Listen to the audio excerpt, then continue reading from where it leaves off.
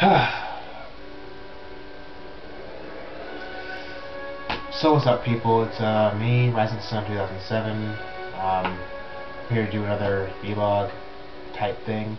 This time though, the topic really isn't about anime, or specifically anime-related Digimons. I've been doing a lot of those. Well, my last two videos were about those. Today I'm going to talk about a new game that I got the week before, like 2 Sundays ago. Anyway, the game I got was, of course, Legend of Zelda Skyward Sword Special Edition. I'm basically going to talk about my thoughts on the game. I'll try not to reveal too many spoilers, because I know some of you don't like spoilers, and I don't want to ruin the game for anybody who hasn't gotten it and they want to play it. Let's see.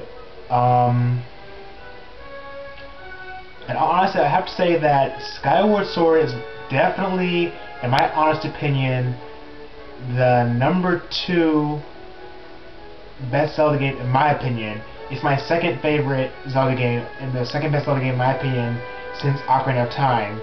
It's also my opinion, the most difficult Zelda game since Majora's Mask, outside of the original Zelda games themselves, like, you know, Zelda 1, 2, and like the ones on the Game Boy games, the Game Boy. The overall story, or should I say, the gist of the story is, you know, Link in this game, he's living above the clouds on this relatively medium-sized island known as Skyloft, and the very beginning of the game, you get a letter from Zelda. You wake up, you go to see her, and you have to do this little small mini quest, you know, to find your find the bird that you see in like the previews of the game, like the concept art, right? Shortly after that, you do this race, you go through this ceremony, and then after that, Zelda, you know, you go flying on with Zelda. This biggest tornado shows up, and she gets knocked away, falls below the clouds, and you basically have to go find her and quote unquote save her. And that's basically just the gist of the very start of the game. The overall story of this game, overall, I really quite like it. It really explains a lot of other things that occur or happen in other Zelda games. I don't know about you guys, but I'm a bit of a Zelda theorist. A Zelda theorist, and even though I haven't played all the games or beaten all the games, I've tried to piece together how the games, you know, mold together and how which game goes where. As far as I know, as of now, Skyward Sword is the first Zelda game in the whole Zelda Universal timeline thing, but that's a topic for another video or something I talk about later. Gameplay wise, Skyward Sword is quite interesting. Unlike old Zelda games where you can just attack enemies, you have to worry about them, blocking whatever. In this game, the enemies and the AI in the enemies is actually better, because you can't just wildly swing around and expect to well, you could do that, but it'll make the game harder on you if you don't actually think of where to actually strike, because an enemy will block high. You can't strike this way. You have to go from below or go left or right to attack them. And bosses, for example, there's one boss in the game who's what's the name I'm looking for? He's a staff blows. He has two swords around, and basically he can block from 2 different angles. So you really have to think of where to strike, because you can't just strike.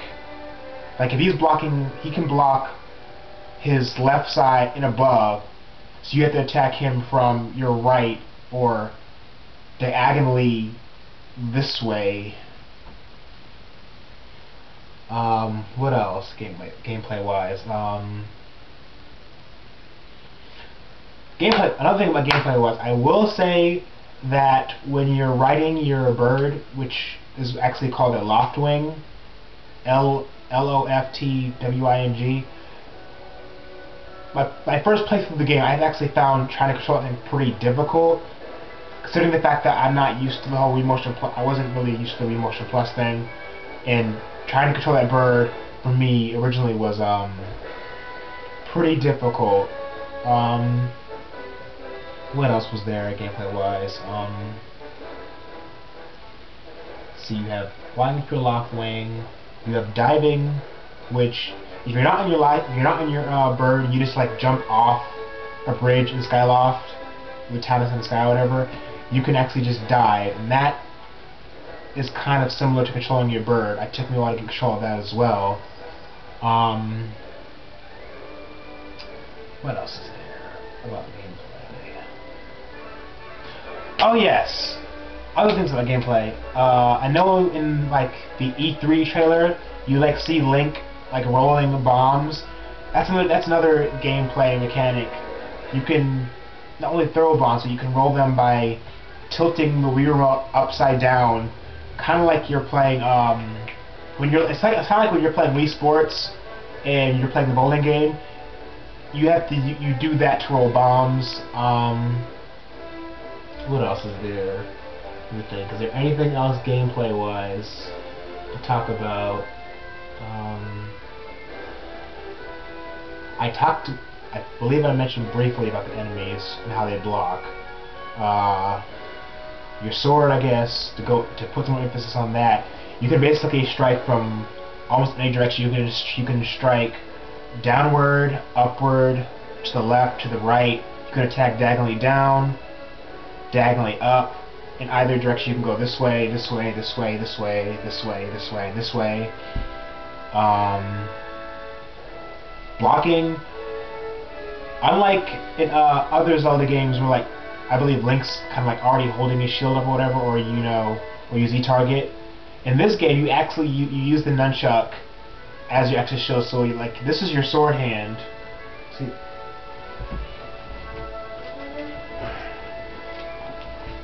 This is your sword hand, this is your shield, and you basically like use this as shield. Like, you go like this to like raise your shield and like do shield bashing and shit. Oh yeah, nice gold remote came with the solution. Really nice. I always put the shit back in the box when I'm finished with it. What else is there to say about Skyward Sword? The difficulty of this game. For me personally, I will tell you people now, for any of you that plan to get this game, sand temples, oh my god, they get on my fucking nerves. They, to me, are like the new water temples. In every Zelda game, the water temple is literally the hardest one to beat. In this game, there's not only one, but two temples that are associated with sand, and they are annoying as hell, just like water temples.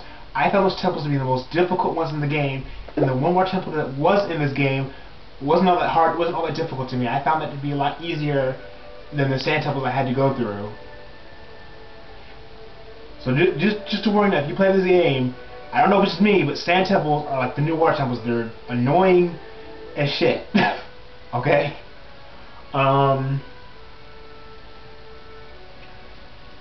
puzzles in this game,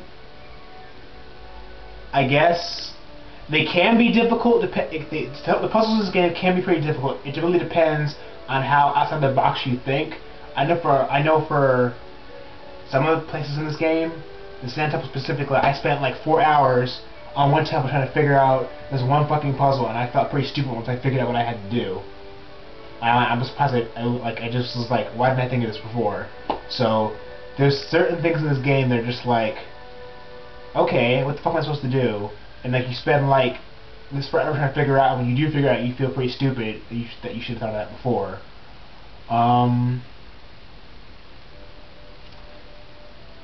Another thing.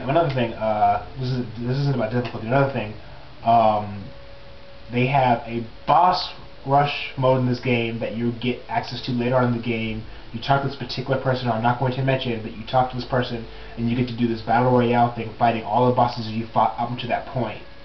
And there's also a little bit tidbit that after you beat the game, you unlock this mode known as Hero Mode, and it's basically a more difficult version. It's basically a more difficult gameplay of, you know, the original file. I guess you could say it's kind of like, you know, you can kind of call it like a Master Quest version of Skyward Sword. I'm currently playing that mode right now, and I've like on the first temple again, and I've like died like 10 times already, because apparently hearts don't show up as easily when you're in hero mode, so you die a lot quicker unless you actually, you know, use your shield more. Me personally, I didn't really use my shield all that much in the first gameplay, and I realized now I need to use it. What else? I guess a rating before I end this video. If I had to rate this game, I would certainly give it a 10 out of 10. I probably like this game pretty much almost as much as Ocarina of Time, which is my #1 favorite Zelda game of all time. This game is definitely, in my opinion, 10 out of 10. There are, well, 10 out of 10 is me being biased. There are some slight, you know, fallacies in it, but to me, I kind of overlook those. Just the game overall was just that enjoyable to me, so I can overlook some of the fallacies that are in the game. But all in all, it's a really good game, and I think if you have a Wii, you're a Zelda fan like myself, it's a game you should be worth picking up. So, yeah, that's really all I have to talk about, really. So, peace.